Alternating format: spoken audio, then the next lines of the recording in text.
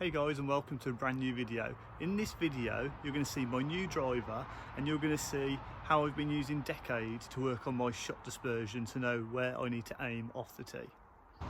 And you'll also have to forgive my wife because she wanted to be involved in the unboxing video. I didn't particularly want to do an unboxing video, but she thought there was a need for a bit more excitement. I think she wanted to feature on the channel really, so I've left it in. Hope you enjoy the video guys, hope it helps in some way. Comment and like down below.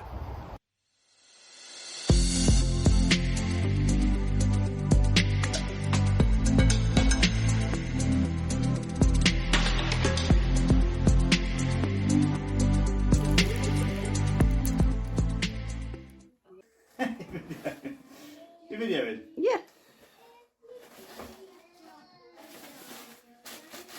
To this beast.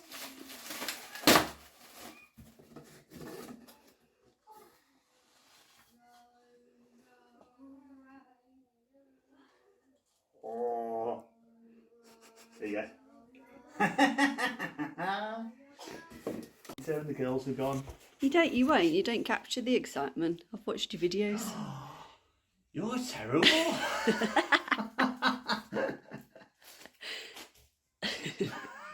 Pop that on your channel.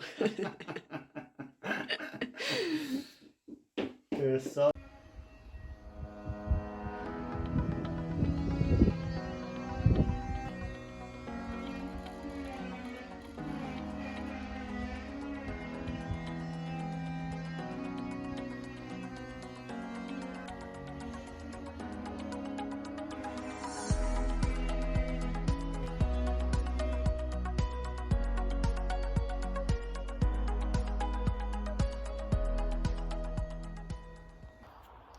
So as you can see, I've got a Bridgestone 10.5 815 driver.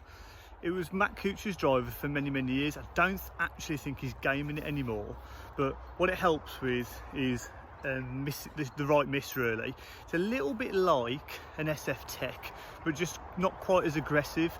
I've been playing a low spin PXG head at 45 inches and I just haven't been able to control my shot dispersion, which when you're trying to aim your shotgun, as they say in Decade, is very hard. So the aim of this driver is to make sure that I've not got that big left miss and my shot pattern is brought more to the central, maybe to the left hand side of where I'm aiming. And that's going to be the purpose of going to the range today, is to see if that's done the job or if I still need to work on my technique. I would imagine it will help, but might still need to put some work in on the swing, most definitely. So the club's overall length is 45 inches rather than 46 from my PXG, and that's going to mean that the club doesn't get trapped behind me as much. It's also a little bit lighter in swing weight by about 2 points. So what I've really been struggling with is getting the club caught behind me, and then I've had to flip it over to try and get it back on track. If I didn't flip it, I'm getting a big push. If I do flip it, I'm getting a big pull. Or let's say a bit of a hook. That's what I'm hoping this driver is going to help me with, get my playing a little bit better and help with my shot dispersion, but namely shot dispersion in relation to my target and where I'm aiming. I know no driver can fix that, but I know it can certainly help, and that's what we're going to be testing today.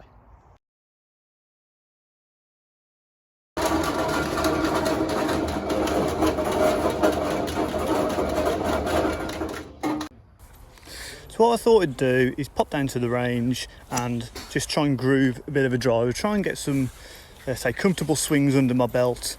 I found it really hard this year to try and get off the tee consistently. I would almost say I've been 50-50. 50% have been good, and then 50% have been on the boundary of the course, really, left and right, which I've really struggled with. And it's been a bit of a shame because my iron play's been pretty steady, wedge play's been pretty good, putting's been good at my home club, but when I've been away it was pretty poor as well. So I know that at my home club at least, driving is really letting me down. So I'm trying to get the club no further than parallel.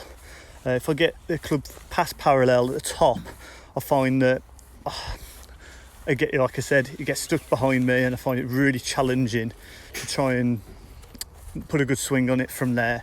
I'm just kind of throwing my wrist angles at the club, at the ball, sorry, and it makes it very challenging to get consistency in terms of face angle.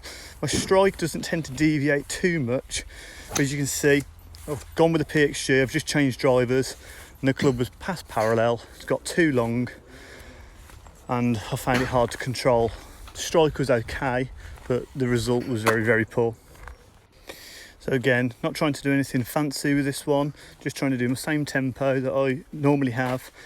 Club again has gone past parallel, and again got caught behind me, pushed out, cut to the right.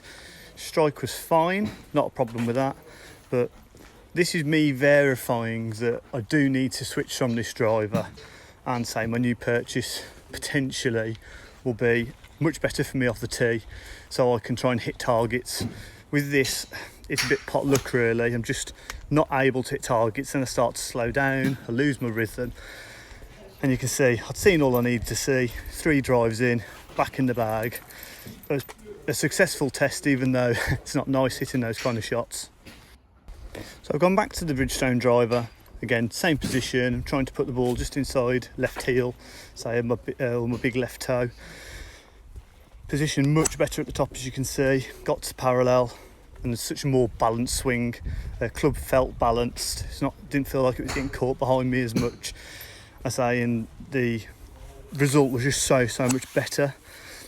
Again, nice smooth swing, swung to parallel, nice and straight. And it's not to say that I'm not going to hit bad shots with this, because I certainly did hit a couple left and a couple right, but just from this initial test I can see that I'm generally going over the yellow markings, and so I've shortened the process somewhat, because I must have hit about 50 balls with this driver in the initial test, and I thought I'd move bays into one that's lit slightly better and start to work on my centreness of strike and shot dispersion.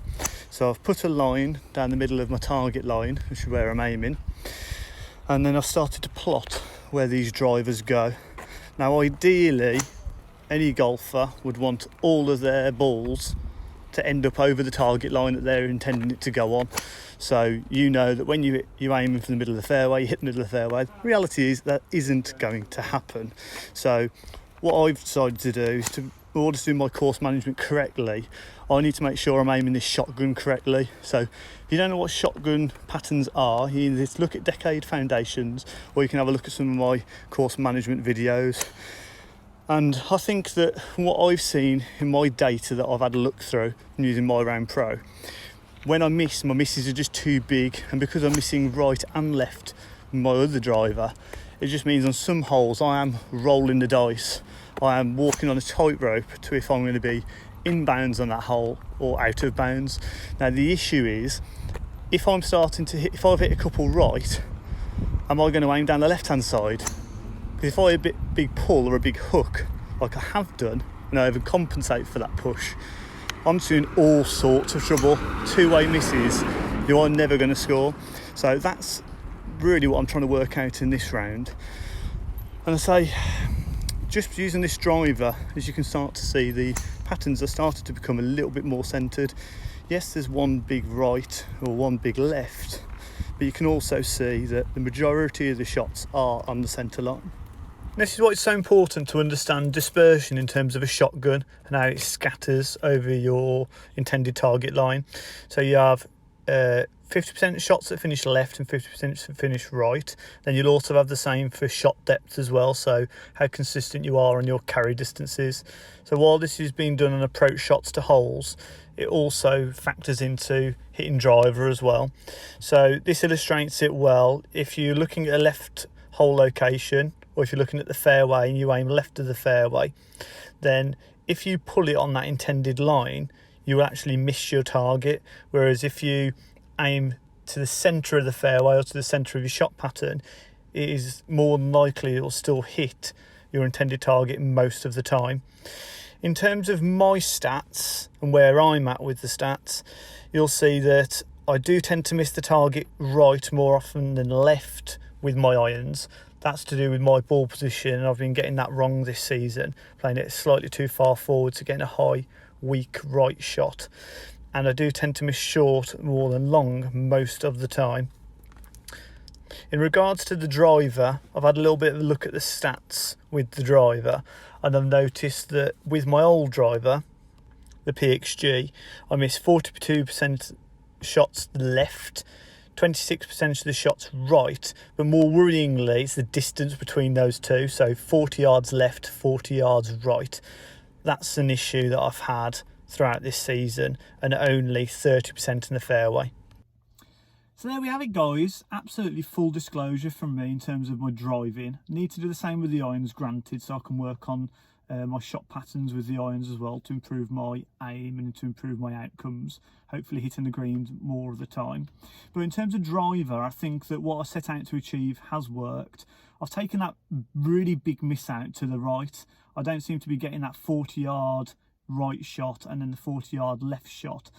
I still will hit some hooks from now and again, just the way my swing is currently, but I say, as I've shown in the video, the club's not getting behind me as much. I'm not so much of an overswing, as it were, so I'm not getting trapped and running out of room and having to flip my hands over.